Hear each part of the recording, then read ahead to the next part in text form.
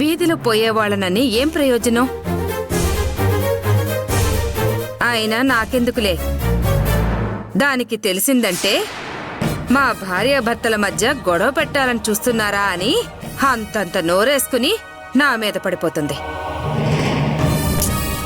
వాళ్ళు మనల్ని అన్నన్ని మాటలంటుంటే మనసులో పొంగిపోతూ చూసిందే గాని పౌరుషం వచ్చి నా భర్త కూతుర్నే అంటారా అని వాళ్లకు ఎదురు నిలబడి ఒక్క మాటైనా మాట్లాడిందా అది? ఇదంతా నేనెందుకు చెప్తున్నానంటే పక్కల బల్లెం పెట్టుకుని బలహీనుణ్ణి కూడా జయించలేం.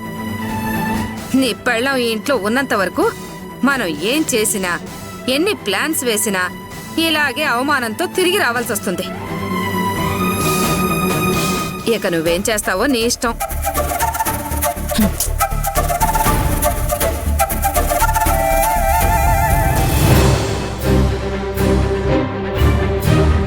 డాడీ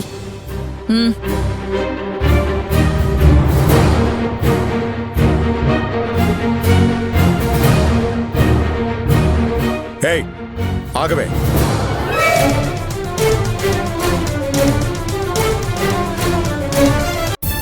ఏయ్ ఆగమంటే లోపలికి వస్తున్నావేంటే? ఆగో. అరే నేనెందుకు బయట నుంచోవాలి? అసలు ఏమైందండి మీకు? ఏమైందా? అలా అడగడానికి సిగ్గులేదా నీకు? కన్న కూతుర్ని కట్టుకున్నోణ్ణి గుళ్ళో అందరి ముందు వాళ్ళలా అవమానిస్తుంటే అక్కడ లేవని నోరు ఇప్పుడు ఇక్కడ లేస్తుందేంటి? భర్త మీద కూతురు మీద ఏ మాత్రం ప్రేమున్నా అక్కడ నోరు మెదపకుండా చూస్తూ ఊరుకునే దానివే కాదు. మళ్ళీ మీరు మొదటికే వస్తారేంటండి? మీకు చాలాసార్లు చెప్పాను, రాజా అక్షయ్య పెళ్లి చెయ్యకుండా నేను నిద్రపోను అని. ధనబలంతో అధికార బలంతో వాళ్ళని ఏమైనా చెయ్యొచ్చు అనుకుంటున్నారేమో. మన రెండు కుటుంబాల మధ్య నేను నిలబడినంత కాలం మీరు వాళ్ళ నీడని కూడా తాకలేరు. కుదిరితే ట్రై చేసుకోండి. వింటున్నాను కదా అని పోట్లాడడానికి రెడీ అయిపోతున్నావా? అంత పొగరా నీకు? న్యాయం వైపు నిలబడి అన్యాయంతో పోరాడే వాళ్ళకి ఆ మాత్రం పొగరుంటుంది. ఫైనల్గా ఒకటి చెప్తున్నాను, బాగా గుర్తు పెట్టుకోండి. అన్యాయంగా ఎదుటి వాళ్ల జీవితాల్ని నాశనం చెయ్యాలి అనుకుంటే అది నా కూతురైనా సరే భర్త అయినా సరే వదిలిపెట్టను. బయటికి పోమంటే లోపలికి వెళ్తున్నావేంటే? చూడు, ఇకపై నీకు ఇంట్లో స్థానం లేదు. నడు బయటికి.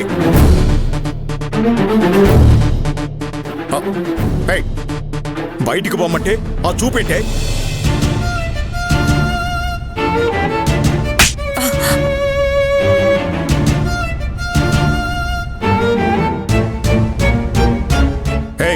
ఏంటి ఆ చూపు?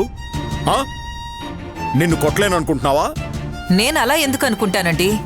కానీ మీరు నన్ను కొట్టే ఒక్కొక్క దెబ్బతో మీరు మీ ఓటమి వైపు ప్రయాణిస్తారని మాత్రం మర్చిపోవద్దు. ఎవరే ఓడిపోయేది? ఓటమేంటో తెలియని మనిషిని నేను. మీరెంత గట్టిగా మాట్లాడినా మీ కళ్ళల్లో ఆ భయం కనపడుతూనే ఉంది.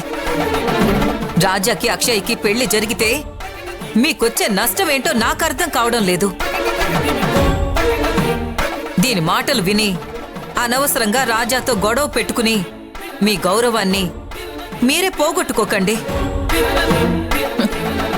మీ భార్యగా మీకింతకన్నా నేనేం చెప్పలేను. మమ్మీ ఆగో. ఏమన్నా? మా కంట్లో భయం కనపడుతోందా? పెళ్లి సంగతి దేవుడెరుగు. ఆ రాజాకి అక్షయ్కి అతి త్వరలో భయం అంటే ఏంటో నేను చూపిస్తాను.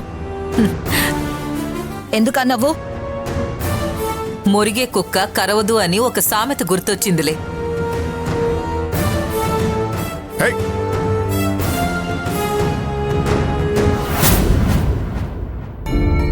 ఒరే సత్యం,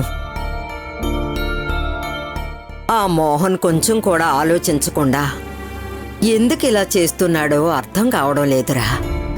ఈ పంతాలు పట్టింపులు ఇలాగే కొనసాగితే రేపు పెళ్లిలో ఏమవుతుందో అని భయంగా ఉందిరా. నేను దాని గురించి ఆలోచిస్తున్నానమ్మా. చేసిన వెధవ పనికి వాళ్ళలో కొంచెం కూడా పశ్చాత్తాపం లేకుండా తిరిగి అయిన వాళ్ల మీదే దుమ్మెత్తిపోస్తున్నాడు. ఇక వాడు మారతాడన్న ఆశ నాకు లేదురా. ఇప్పుడు వాడు మారతాడా మారడా అన్నది ముఖ్యం కాదమ్మా. మోహన్ వాడి కూతురు కావాలనే రాజాని రెచ్చగొట్టి రచ్చకేర్చాలని చూస్తున్నారు. మన రాజా అది అర్థం చేసుకోకుండా సై అంటే సై అని దూకుతున్నాడు. మూర్ఖులతో వాదిస్తే మనల్ని కూడా వాళ్ళ స్థాయికి తీసుకొచ్చి కూర్చోబెడతారన్న సత్యం వీడెప్పుడు తెలుసుకుంటాడో ఏంటో. వాడికన్నీ వాడి తాత బుద్ధిలే వచ్చాయిరా. చెప్పిన మాట వినడు. మాటకి ముందు ముక్కు మీద కోపం పొడుచుకొస్తుంది. వీడి కోపమే వాళ్ళకి అవకాశంగా మారుతోందిరా సత్యం. నాన్నమ్మా, వాళ్లకు అవకాశం ఇస్తున్నది అన్నయ్య కోపం కాదు, అన్నయ్య పిసినారుతనం. ఇంతకీ నీ ఉద్దేశం ఏంట్రా? అవునన్నా, అన్నయ్య కోపం కంటే అన్నయ్య పిసినారుతనమే ఇప్పుడు ఈ పెళ్లికి పెద్ద అడ్డంకిగా మారబోతుంది. రేపు ఫంక్షన్ హాలు, క్యాటరింగు, ఈవెంటు ఇలా అన్నిటికీ అడ్వాన్స్లు ఇచ్చే చోట కూడా డబ్బు విషయంలో పిసినారుతనం చూపిస్తూ వాళ్లతో వాదిస్తూ కూర్చుంటే ఆ విషయం వదిన వాళ్లకి తెలిస్తే అన్నయ్యని తప్పుగా అనుకుని ఈ పెళ్లి క్యాన్సిల్ చేసుకునే అవకాశం ఉంది నాన్న. రే కార్తీక్, ఏం మాట్లాడుతున్నావురా? అసలే గుళ్ళో జరిగిన గొడవ గురించి ఆలోచించి టెన్షన్ పడుతుంటే మధ్యలో నీ అప్సకును మాట్లాడరా? నోరు మూసుకుని సైలెంట్గా కూర్చోలేవా?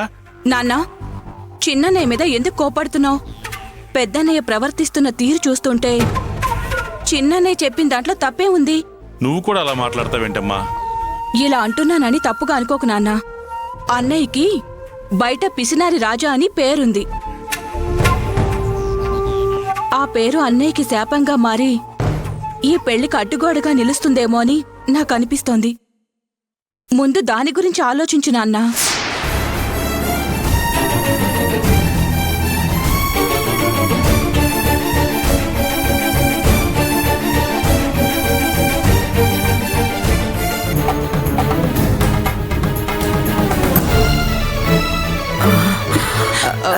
అన్నయ్య,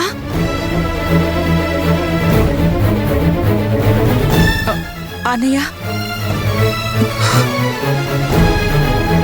రా రాజా, ఎంతసేపు అయింది వచ్చి?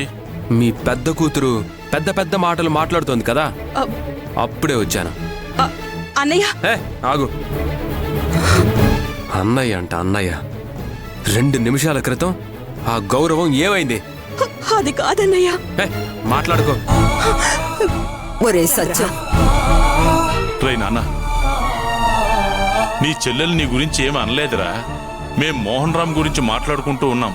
అబద్ధం చెప్పి మీ పెద్దరికాన్ని తగ్గించుకోకండి నాన్న.